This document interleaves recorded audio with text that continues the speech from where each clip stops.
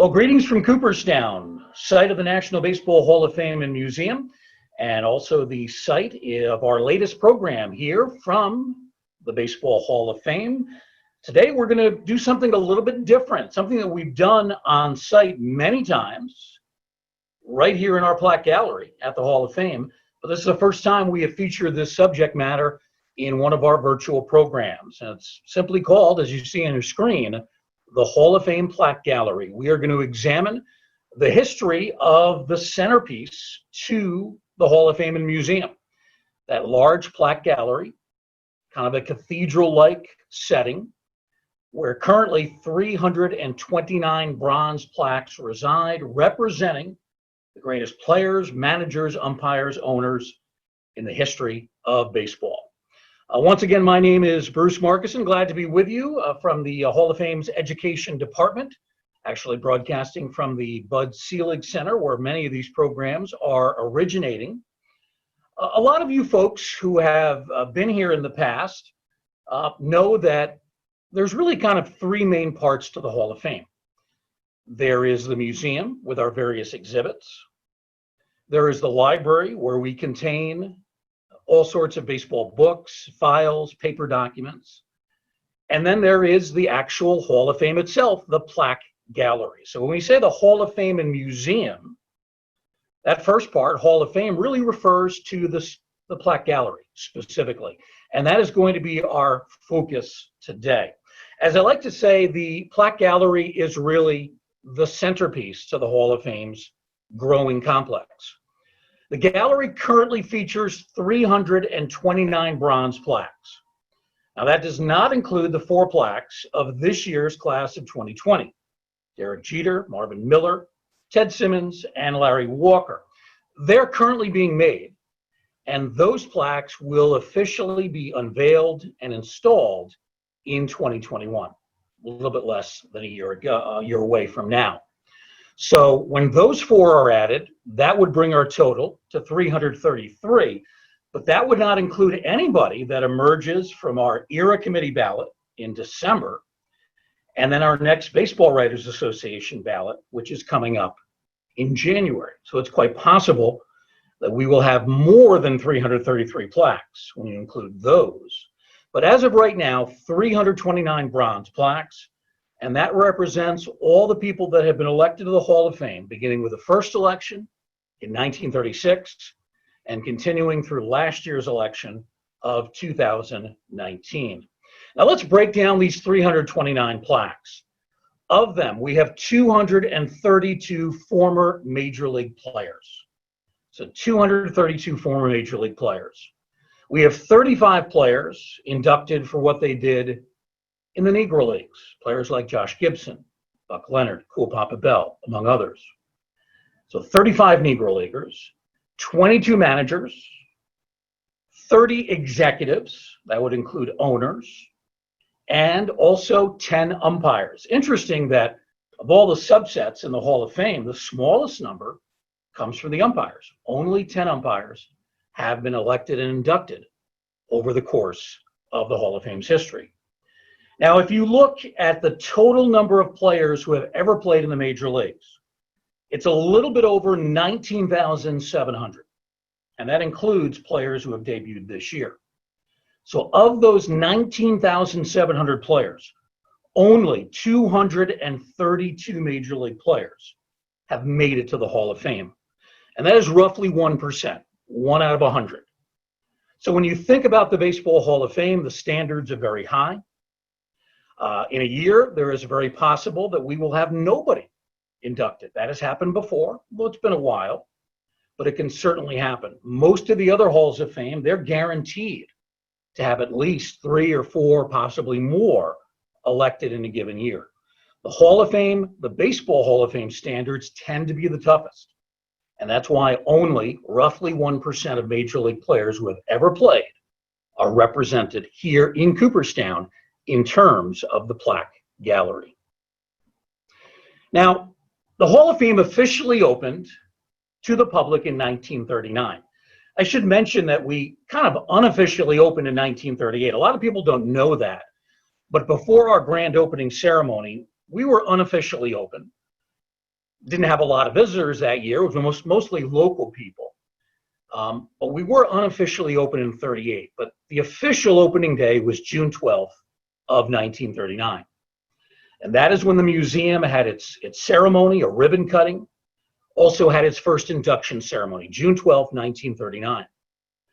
But when the Hall of Fame and Museum opened officially on that day in 1939, there was no plaque gallery.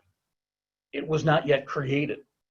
So what did they do with the plaques? Well, the plaques were essentially integrated into the exhibits. So they were hung on the walls, the same spaces where the exhibits were. So you see a mix of plaques and Hall of Fame exhibits and artifacts being featured. The Plaque Gallery, as we know it, was not officially built until 19 years later, the year 1958. Now, here on your screen, we have a black and white photo image of the Plaque Gallery. We believe this was taken sometime during the 1960s. And there's a couple of very interesting things I want to point out that make it different from the way the Plaque Gallery is today. Now, one of the things you might notice on either side, leading into those alcoves where the plaques are being displayed, you see a set of 3 steps. And if you were never here, let's say 1980s before, you probably have never seen those steps before. But that's how the Plaque Gallery was originally for many years. And with those ascending steps, ascending into each alcove, the Plaque Gallery really kind of took on even a more majestic look. It's very beautiful the way the steps are. But as beautiful as that is, it creates a very nice effect. Those steps also created a hazard. And I've talked to people that worked in our visitor services department back in the 1970s, 1980s, and they said one of the real problems was that when people would look to take pictures of the plaques in the gallery, in the different alcoves, inevitably they would start to back up, and their back would be turned to the steps. And as they're backing up, getting ready to take that Polaroid picture, well, they'd start to fall backward on the steps, and a few people fell. Luckily, no serious injuries resulted. But after a while, they realized, as nice as this looks, it's just not the safest thing. It's not practical. So that is something that would get changed eventually. We'll talk more about that in a few moments. The other big thing that you'll notice here is at the far end of the gallery, in between the 2 flags, you see what seems to be a very large doorway with a curtain hanging in front of it.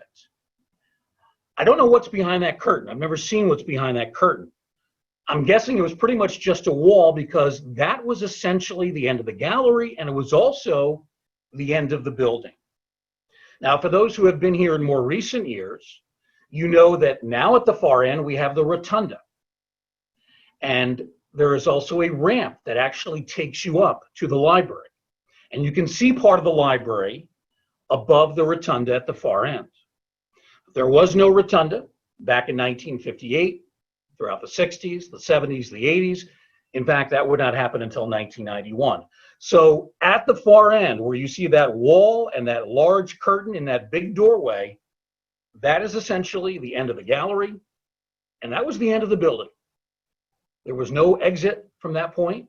If you wanted to look at other things in the museum, if you wanted to go to the library, which was built in 1966, you actually had to come back toward the front of the gallery, leave the gallery, and then take a different route. In fact, if you wanted to get to the library, beginning in 1966, you actually had to leave the museum, you had to leave the building, and then circle around through Cooper Park. There was no direct connecting building between the library and the museum.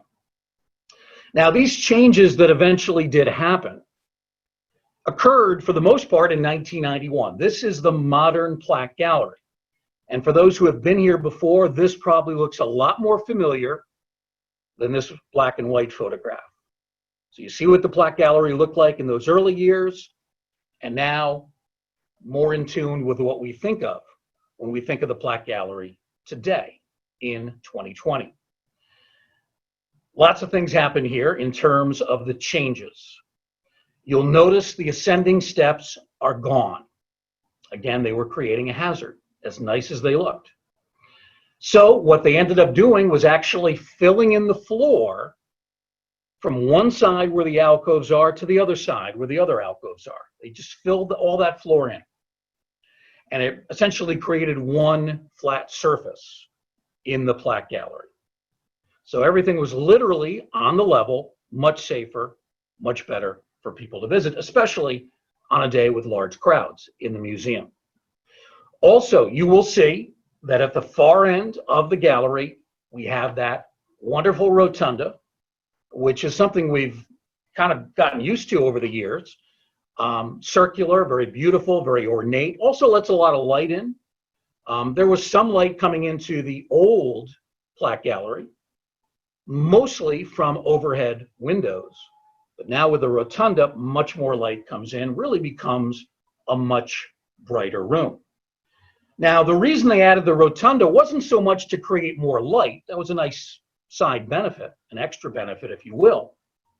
The real reason they did that is that we were literally running out of space for plaques in the existing Plaque Gallery.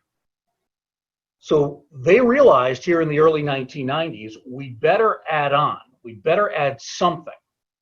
And what they decided to do was add the rotunda. And that actually started to come into play right around the turn of the century, around 2000, 2001. And what we've seen is all the Hall of Famers since 2001, their plaques are now featured in the rotunda at the far end of the gallery.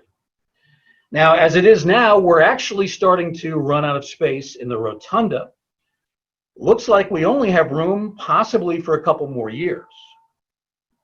I can tell you that at this point, we have not announced a formal plan for how we're going to expand the gallery, how we might rearrange plaques. That is in the talking stages. They are talking about that. They're certainly going through the discussions right now. But at this point, we have not yet announced that. But as soon as we are given that go-ahead, given that information, we will certainly pass it along to you in terms of how the Plaque Gallery might be rearranged.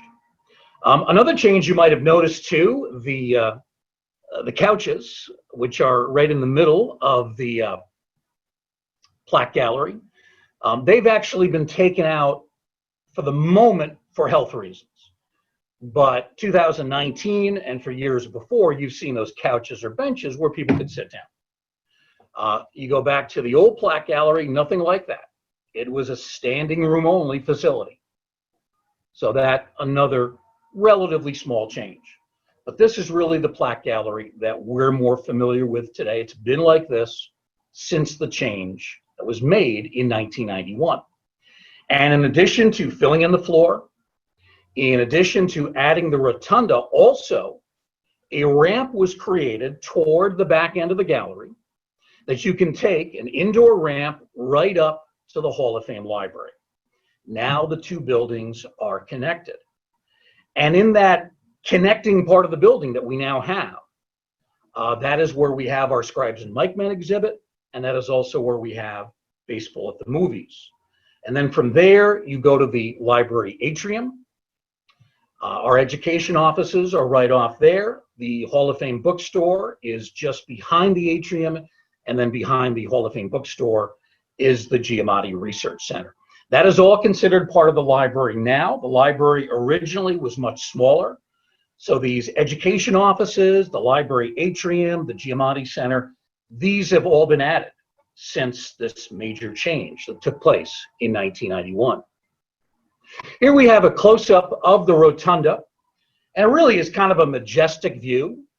You can see that there is that light that is coming in right above where it says the first class in the middle. You've got that light that's coming in from the library ramp. You can actually see a little bit into the library depending on your angle. The American flag is also displayed at one of the posts. You can see all of the plaques on either side of that first class of Hall of Famers. So this is what that rotunda has pretty much looked like since 1991. And we're going to talk more about the first class and why they're positioned where they are in the rotunda. They didn't always used to be there. Here's one of the interesting, quirky moments in the history of our Plaque Gallery. If you had come here back in 2000, you might have seen this very interesting structure that we have dubbed the Tower here at the Hall of Fame.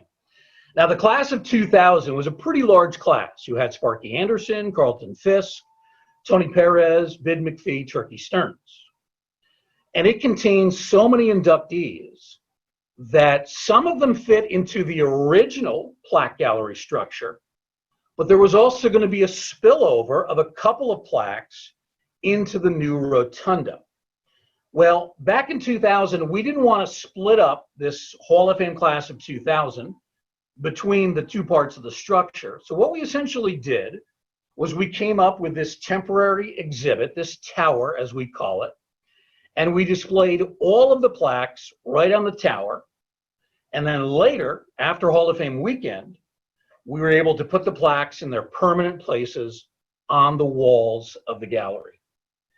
Now, it's funny, when I found this picture, I was a little bit confused because I honestly didn't remember it. I was working here at the Hall of Fame in 2000, but my goodness, it is 20 years ago, so it's quite a bit of time. I honestly don't remember this, but this did happen during Hall of Fame weekend 2000. I've been assured by one of our curators and one of our technical staff. Both of these gentlemen have been here a long time, and they remembered the details of this story very well. So this did exist. It was here during Hall of Fame weekend in 2000. The plaques were temporarily displayed, and then after Hall of Fame weekend, the plaques for those aforementioned Hall of Famers, they were placed on their appropriate places, either in the existing part of the Plaque Gallery or the newer part of the rotunda. So that explains exactly what the tower was all about. Then in the middle of the rotunda, you have what we like to call the first five men that were elected to the Hall of Fame. This was back in 1936. And this was actually 3 years before the building was complete and officially open to the public. In 1936, we didn't really have a Hall of Fame structure. We didn't have a Hall of Fame building, but we started doing elections. So we had an election in 36, 37, 38, 39. And again, 39 coinciding with the opening of the Hall of Fame. But the first five who were elected in that first election, 1936. Let's start clockwise upper right-hand corner. In that upper right-hand corner, that's Hannes Wagner, one of the great shortstops of all time. As we move clockwise to the bottom, that is the great right-hander, Walter Johnson. Then you go to the bottom left corner, that's Babe Ruth. And then top left, Christy Mathewson, another great pitcher. In the middle, you've got Tyrus Raymond Cobb, Ty Cobb. And inevitably, when people come to the Hall of Fame, they always ask, well, why is Cobb in the middle? Why are these five plaques arranged in such a way? Well, the reason that Ty Cobb is in the middle is really quite simple. He received the highest percentage of the vote in 1936. And I know that's surprising to a lot of people. It was surprising to me when I first heard it, because I think a lot of folks would assume that Babe Ruth, as popular as he was, as great a player as he was, would have received the higher percentage of the vote, but it's not the case. Ty Cobb actually had a slightly higher vote total, slightly higher percentage than Babe Ruth. So that is why Cobb is in the middle. Now, originally, these first five plaques, they were located all the way at the other end of the gallery in the 1930s, 1940 section, because the Plaque Gallery is, for the most part, arranged chronologically by year of induction.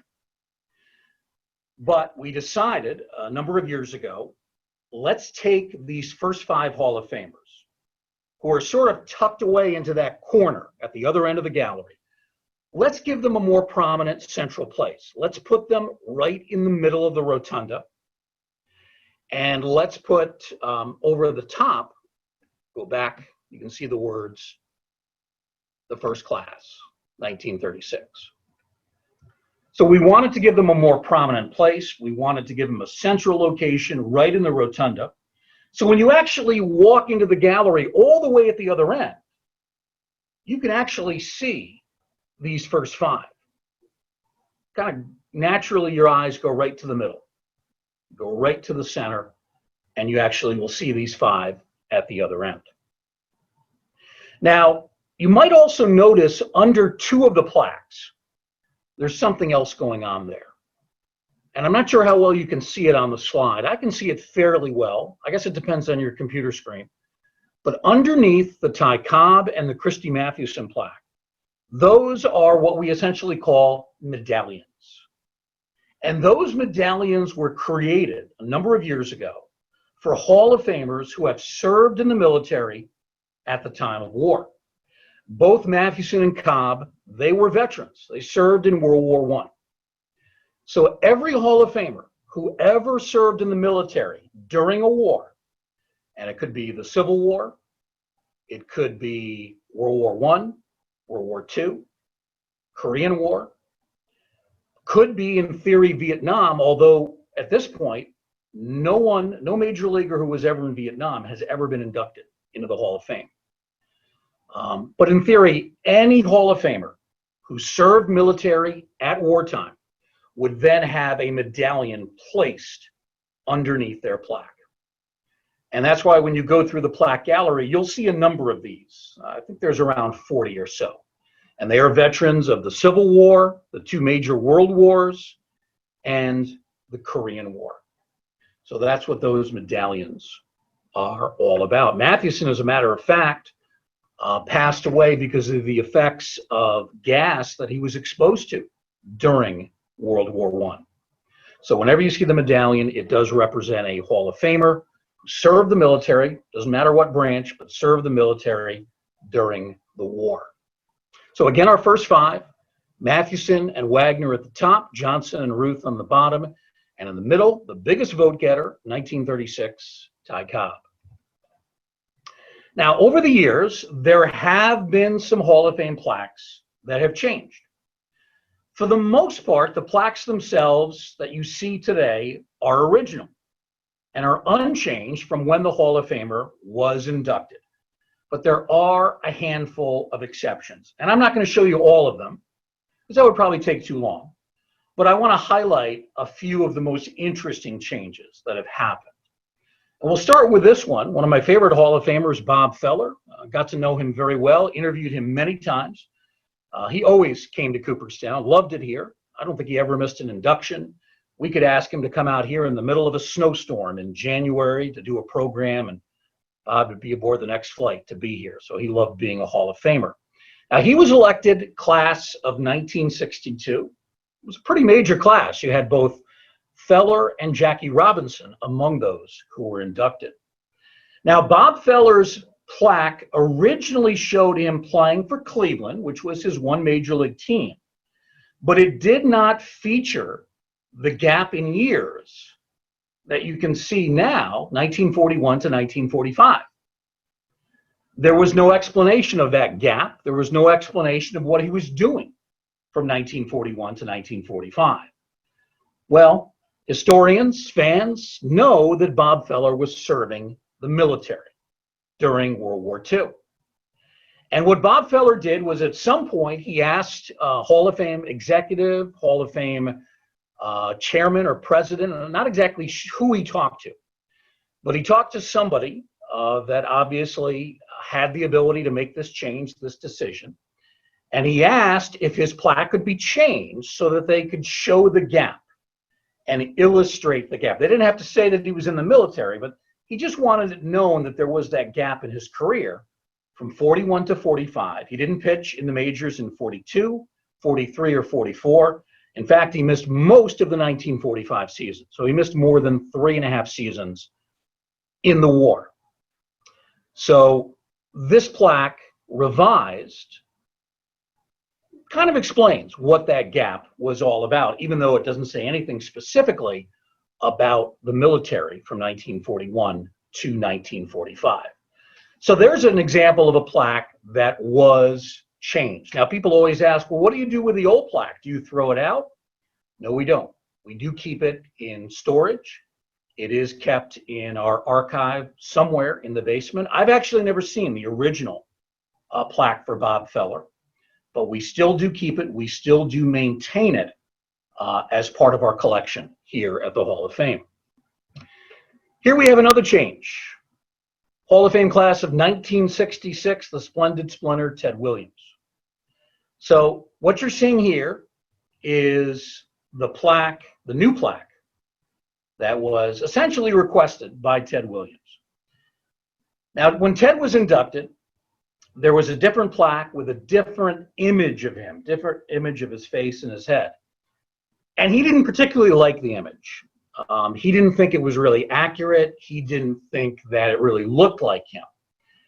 I actually have seen that plaque. And when you look at it, I mean, it does look a little like Ted Williams, but it's not as accurate a likeness as this one that was put up. So at the request of Ted Williams, the Hall of Fame decided we're going to change the image. We're going to have the image rebronzed, and we'll tell you more about that bronzing process in a moment. And it was done in Pittsburgh, where our plaques are done.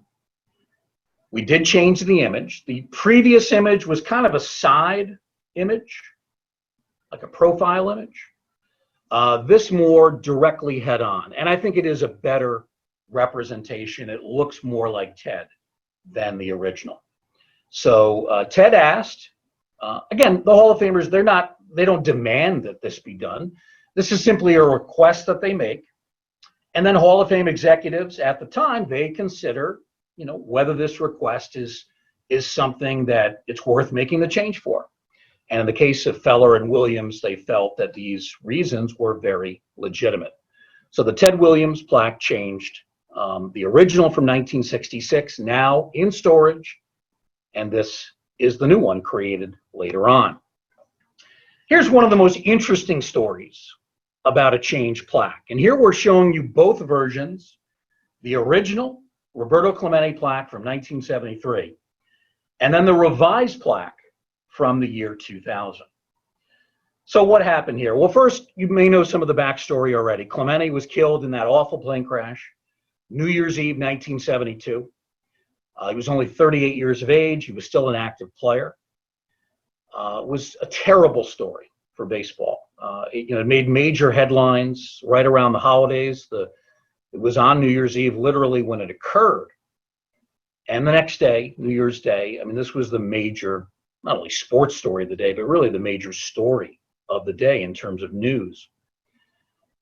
The Hall of Fame, the officials, the board of directors, almost from the moment that Clemente passed away, started to consider, what do we do about his election? Normally, there's that 5-year waiting period. Normally, a player would retire, would then sit out the next 5 years. In the case of Clemente, obviously that couldn't happen. He's killed at a young age while he's still an active ball player. The Hall of Fame board of directors, they met. They decided that because of how great a player Clemente was, because of these special, very tragic circumstances, they thought, let's not make everybody wait 5 years. It's obvious he's a Hall of Famer. Let's honor this fallen man, this fallen great, by having an election right away. So they had the election March of 73, and the vote was overwhelmingly in favor of Clemente. I believe he got 95% of the vote, well more than the 75% required. So from that point, once he's elected officially in March, the plans to create the plaque, they go right into being at that point. Now, the plaque that was originally created, the one that you see on the left, it has a nice image of Clemente. It has a good summary of his career. It accurately mentions that he played for Pittsburgh, National League, 1955 to 1972. The problem arises when you look at Clemente's name.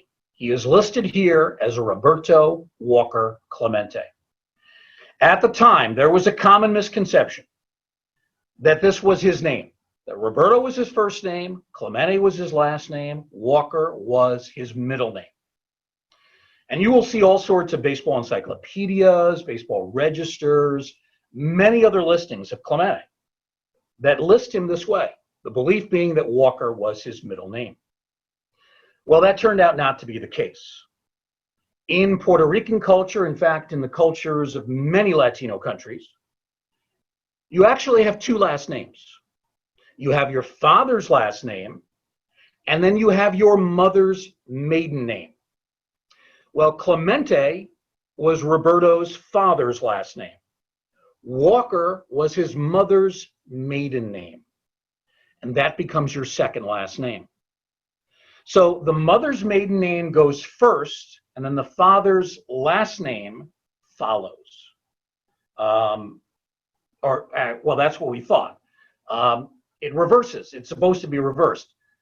The first last name is supposed to be the father's last name, Clemente.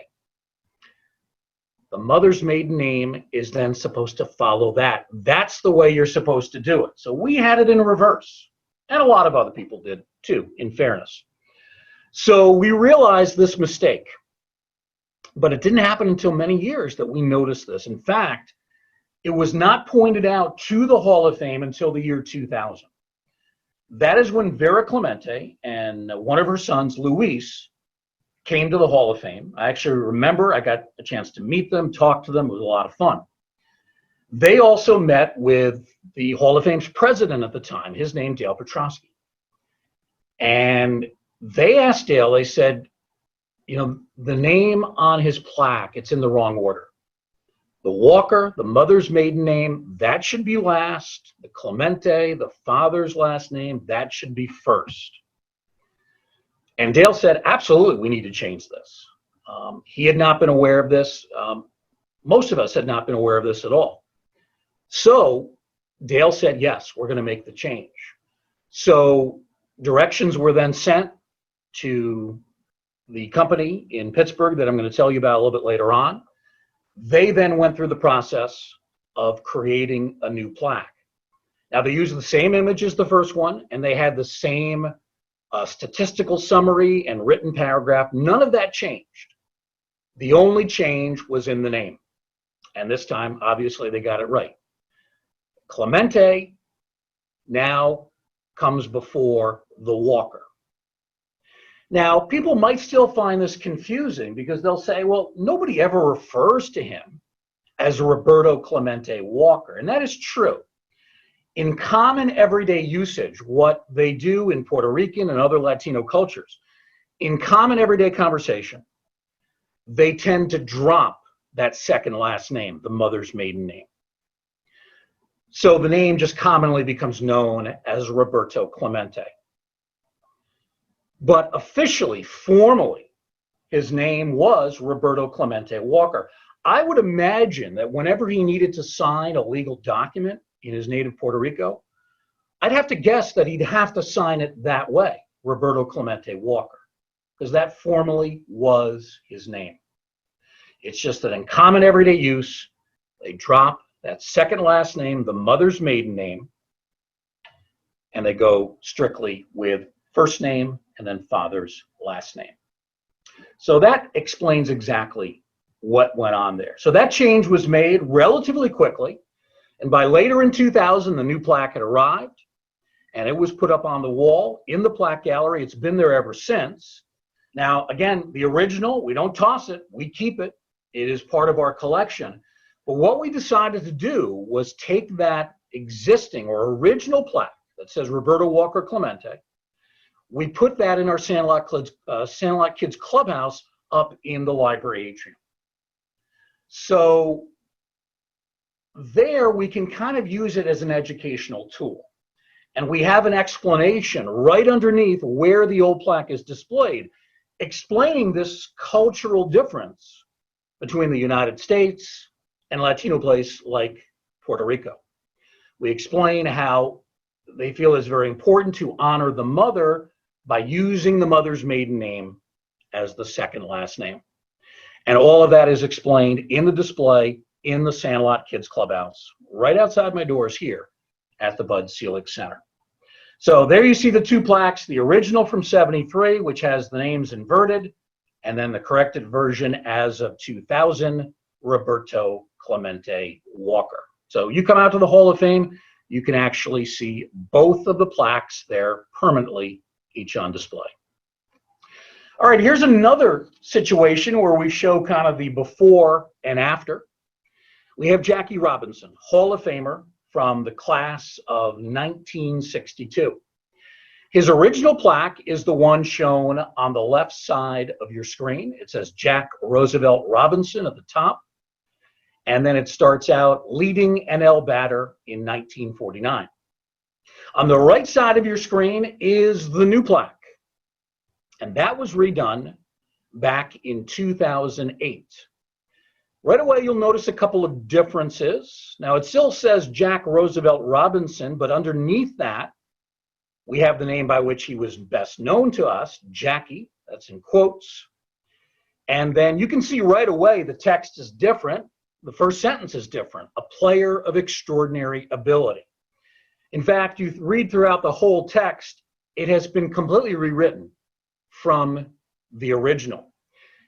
And then I want to point out the last sentence on the revised plaque and what it says.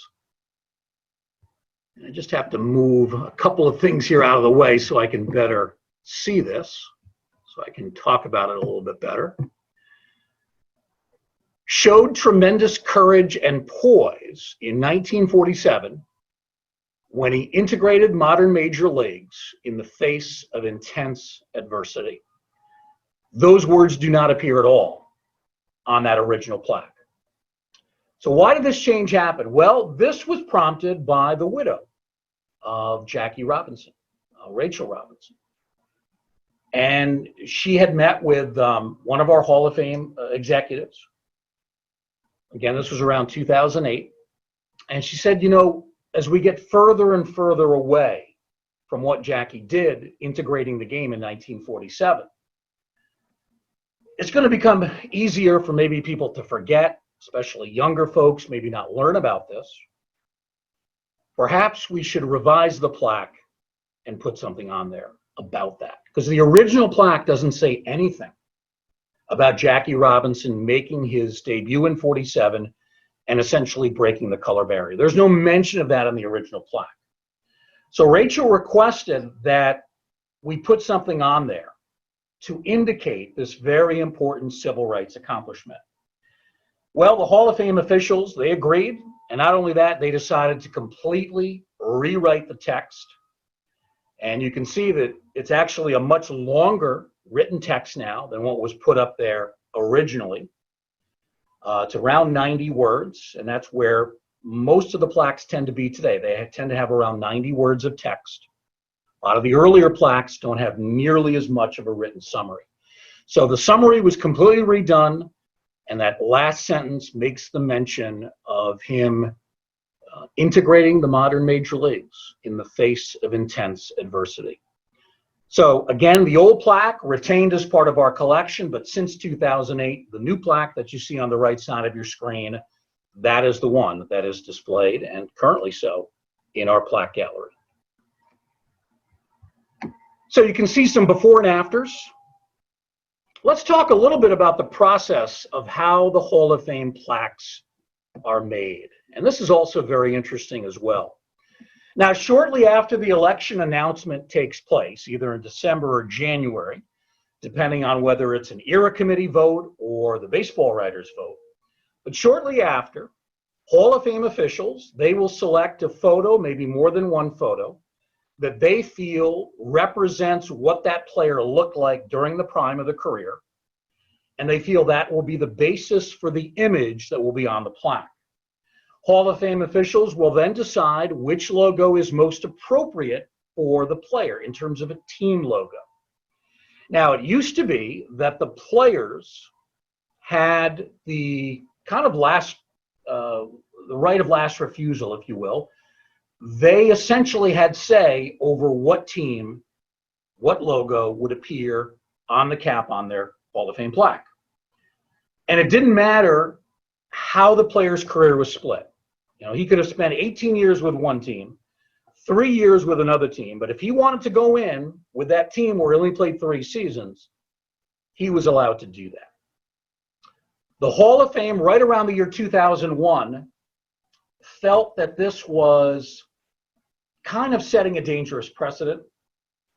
because some players were making choices that didn't really seem consistent with history. You know, you think about certain great players. For example, you think of Babe Ruth. You tend to think of him as a Yankee first and then a Red Sox player second. You think of a Willie Mays. You tend to think of him as either a New York or San Francisco Giant first and then a New York Met after that. There are many other players who fall into these categories because many Hall of Famers did play for 2, 3, 4 teams during the course of their career. So, in some cases, we felt players were making choices that maybe were not historically accurate or representative. So what the Hall of Fame did, starting in 2001, they would still give the player input. The player could give his opinion on what he felt the logo should be. But ultimately, that final decision of what logo goes on the plaque, that is up to the Hall of Fame officials. They would be the ones that would decide. Now, if a player had evenly split his career between 2 teams, then at that point, they tell the player, you know, you can basically make your choice. They also gave players the option of not having any logo on their cap. In some cases, we see Hall of Famers that don't have a plaque on their, don't have a cap on their plaque. They're actually bareheaded. So they decided to, in those situations, give the player some latitude. So if a player or a manager, for that matter, has split his career between several teams, he doesn't want to pick one team over another or have one team picked for him over another, then he can elect to go in essentially with a generic cap where there's no logo, or sometimes it's a shot taken from the side and you really can't see the logo. The logo is obscured. So that was the change that was made. Now, Hall of Fame officials also write the text. Again, it's about 85 to 90 words. And in those 85 to 90 words, they try to summarize why that player is a Hall of Famer. If you see some of the early plaques, you will see that there are very few words on a lot of the early plaques. They're relatively sparse in terms of that written description. Starting, I want to say, around the 1970s, early 1980s, that began to change. And we started to see much more comprehensive write-ups, biographies of these players, to try to give a more in-depth and a more accurate sense of what it is that this person did to become a Hall of Famer. So that's why they go for that range of 85 to 90 words. Now, all of this stuff, the photo, the text, and the decision on the logo, all of that is then sent to a company called Matthews International, located in Pittsburgh, Pennsylvania. And that is where they actually create the bronze plaque. The process of sculpting the image of the Hall of Famer is entrusted to a man named Tom Suchia. And he has been doing this since the year 2016.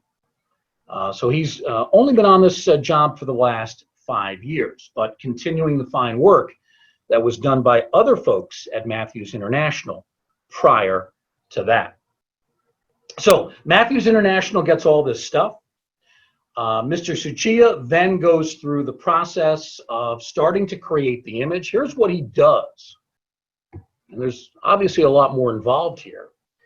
He uses a soft, malleable clay to create the likeness of the player, manager, executive, whoever it might be. From that, a mold is then created. And then the plaque is cast in bronze. Once the plaque is completed at Matthews in Pittsburgh, it is then sent to Cooperstown a few days before induction and is actually kept in a secret location. And this is how secret it is. I don't know where it is. They won't tell me. And I try to find out everything that goes on here. I have no idea where they keep the plaques before Hall of Fame weekend. It's a secret location. Only a couple of people here get to see it.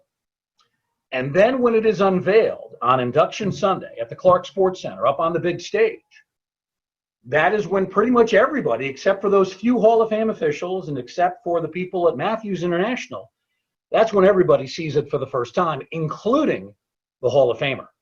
So when that plaque is unveiled during the ceremony, the Hall of Famer is seeing it for the first time as well. Here's something not real well known, but each Hall of Famer is given a replica of the plaque. It's not full size. It's about a quarter of the size of the plaques in our gallery.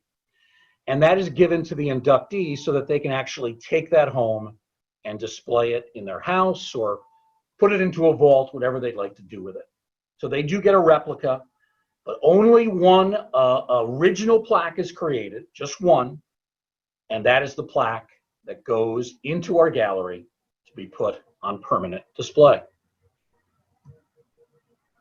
Here's a relatively new tradition involved in the Hall of Fame plaque process. It doesn't actually involve the plaque itself, but it involves the weeks and months before the ceremony. For a number of years now, we have been featuring an orientation tour. So when someone is elected to the Hall of Fame in January or December, we then invite them and their family members to come out for an orientation. It's a way to prepare them for what's going to happen during Hall of Fame weekend, which is a very busy time. There's lots of things going on. We also give them some insight on, how they might want to approach writing their speech, how long the speech should be, what some of the highlights should be. We then have our lead curator, our head curator here, Eric Stroll. He then takes the Hall of Famer and family members on a tour of all the exhibits. And then at the end of the tour, they come down to the Plaque Gallery. They see the empty space in the gallery where their plaque is going to hang.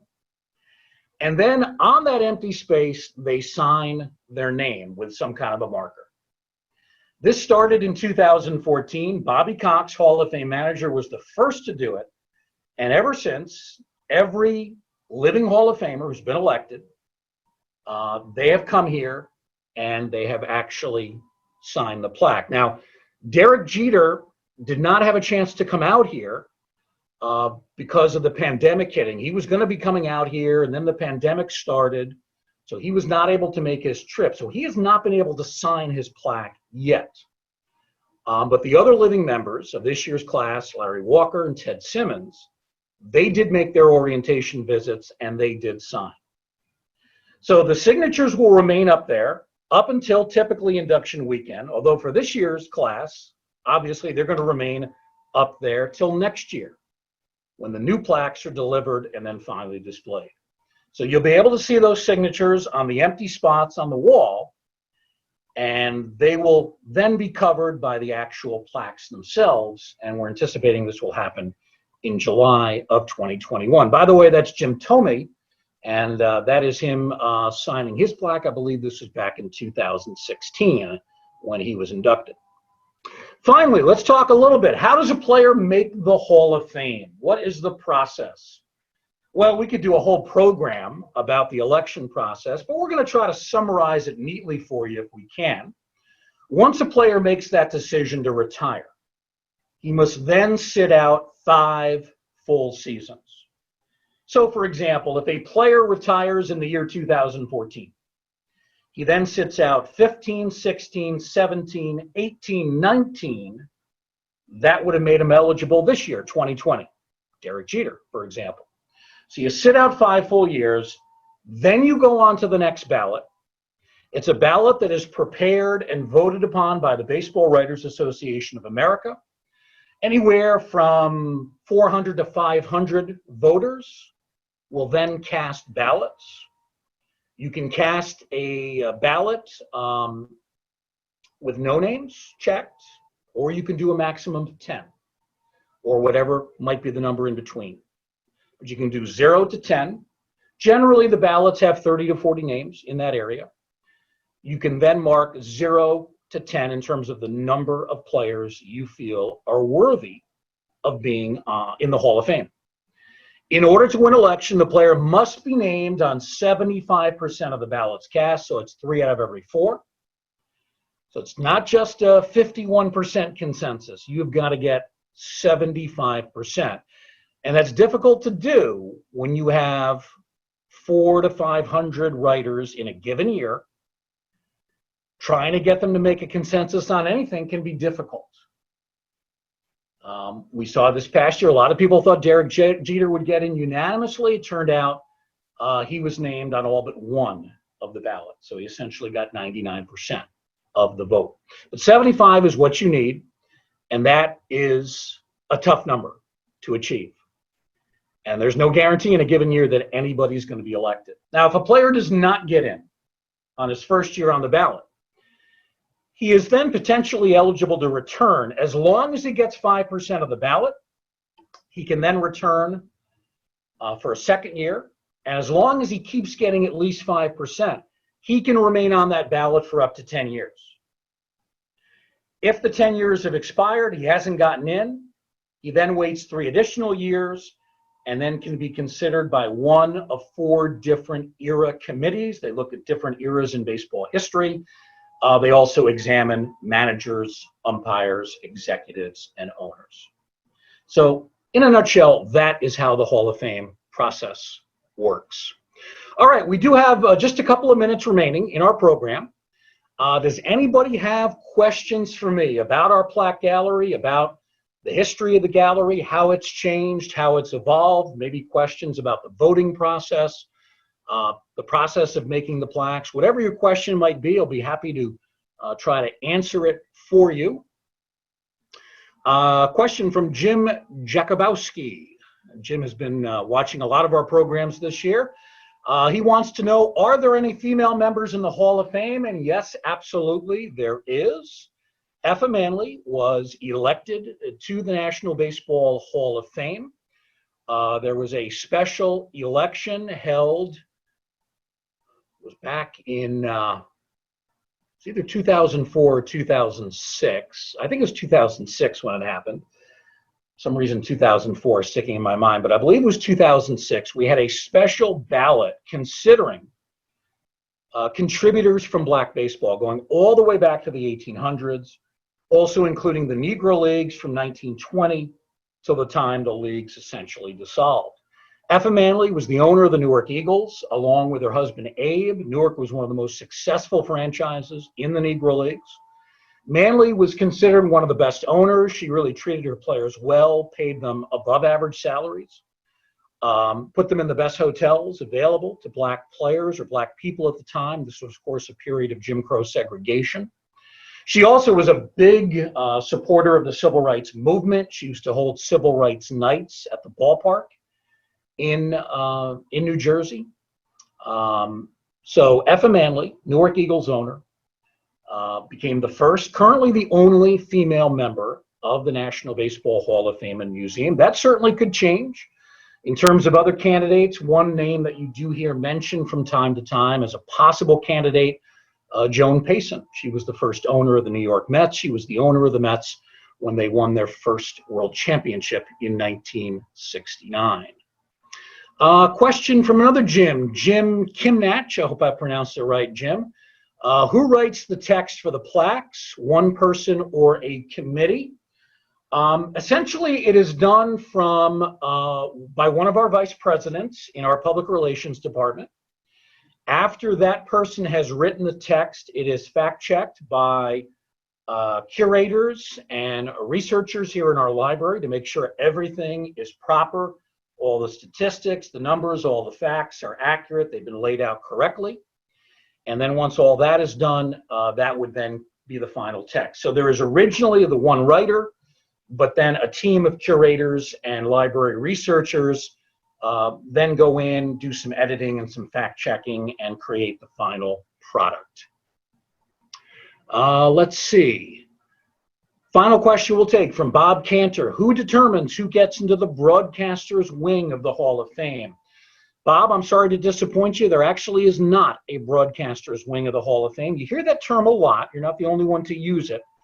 What people mean by that, they're referring to the winners of the Ford C. Frick Award. Every year, the Hall of Fame names a winner of the Frick Award. It's given to a great broadcaster, someone who has done a phenomenal job over the course of their broadcasting career. There is actually a committee that is involved, a committee of historians who know a lot about the history of baseball broadcasting, going back to the early days of the game on the radio. So that committee gets together, and that is a vote that they handle on their own. And then we present the award. It's not the same as a Hall of Fame plaque. It doesn't mean you're a Hall of Famer.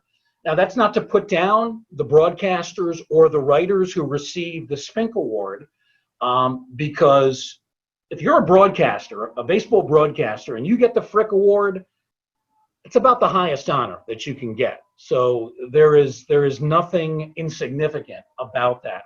But it is important to create that delineation between the Frick Award for broadcasters, the Spink Award for writers, and being elected to the Hall of Fame. They are two different things.